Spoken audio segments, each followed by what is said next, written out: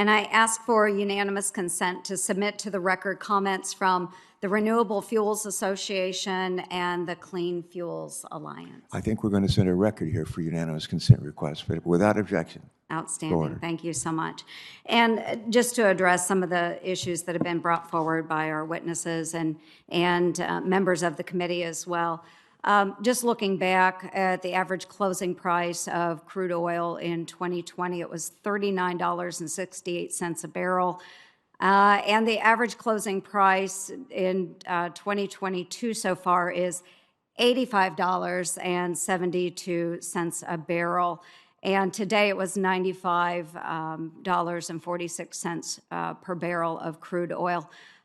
Is that due to the RFS, to our witnesses? Emily? I'll go ahead and take that one. Absolutely not. The primary factor in terms of the cost of fuel at the pump is going to be the cost of crude oil, and it has nothing to do with the RFS. Thank you, Ms. Score. I think a point that's I think our members are trying to make today is the cost of fuel is because of the RFS. It's not. It's about the price of oil. So I reject that. I hope that our folks out there listening are paying attention to that. The price of our fuel is the price of the oil. So we've had the RFS around for a number of years. And the reason we have is because Congress asked for the RFS to be established so that we could reduce our greenhouse gas emissions. The folks across the Midwest, our farmers, our producers, responded to the call to Congress. And they developed systems that produce clean, reliable energy sources. And I also reject the premise that oil refineries and their rural communities are more important than my rural communities. As we're looking to 2023 and beyond, America's farmers and the biofuel sector are best positioned to work with this administration and others to put the Renewable Fuel Standard back on track and be part of the solution to secure a clean energy future. As much as the Biden administration dreams of an all-electric world, the reality is liquid fuels are here to stay. With 98% of cars and trucks today and nearly 80% of new vehicle sales projected in 2050 running on gasoline or flex fuel, biofuel is the key pathway to decarbonizing the transportation sector, and the RFS is the policy engine that makes this possible.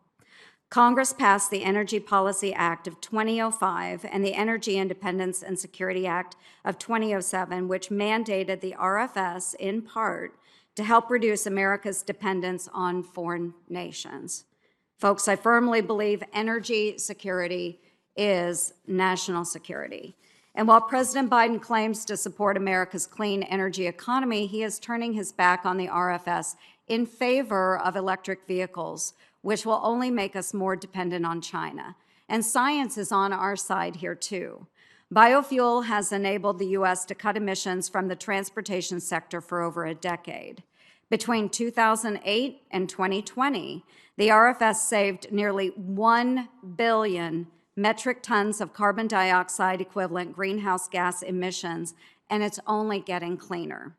The latest research shows corn ethanol is 46% less carbon intensive than petroleum-based gasoline, and biodiesel is 74% less carbon intensive than petroleum-based diesel.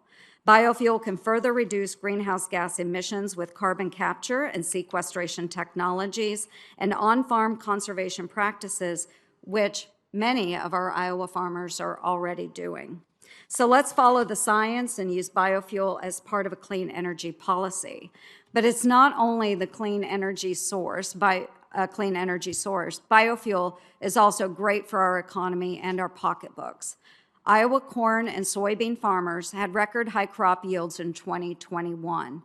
The biofuel industry accounts for over $5 billion of GDP, generates $2.6 billion of income for households, and supports nearly 46,000 jobs in Iowa alone, in my rural areas. Ethanol is also the cheapest form of fuel for consumers right now by about 50 cents. 50 cents. And certainly with record high inflation, it only makes sense to make this fuel source more readily available. And that's why I continue to urge the administration, allow summertime sales of E15 as soon as possible. It will not only support our consumers, it'll also support the nearly 300 retail stations in Iowa who want to provide a cleaner choice at the pump. Folks, the RFS is the law, and refiners have had over 15 years to come into compliance. Blend renewable fuels or buy RINs. It's your choice. Any claim that RIN prices are increasing gas prices, it is a bunch of hogwash. Refiners claim they need exemptions because RINs cost them money, but the last 3 administrations have said RIN prices do not cause harm to refiners.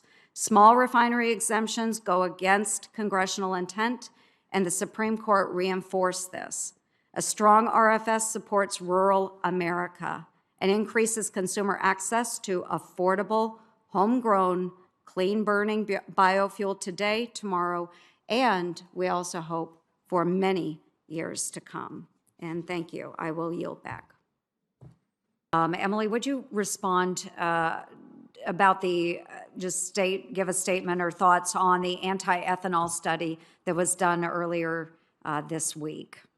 I appreciate the comment. Thank you. Yes, I'm familiar with that. And it's really very concerning when you look at the manipulation of the science and data, the unorthodox methodology that leads to really fictitious and erroneous conclusions. In short, you've got a piece of work that's untethered from reality. You look at the totality of science and the consensus of EPA, Department of Energy's Argonne National Labs, California Air Resources Board, Oregon's Department of Environmental Quality, and of course, many academicians and scientists.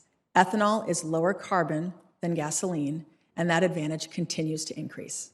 Thank you, Ms. Skor. Thank you, Mr. Chair. Sure.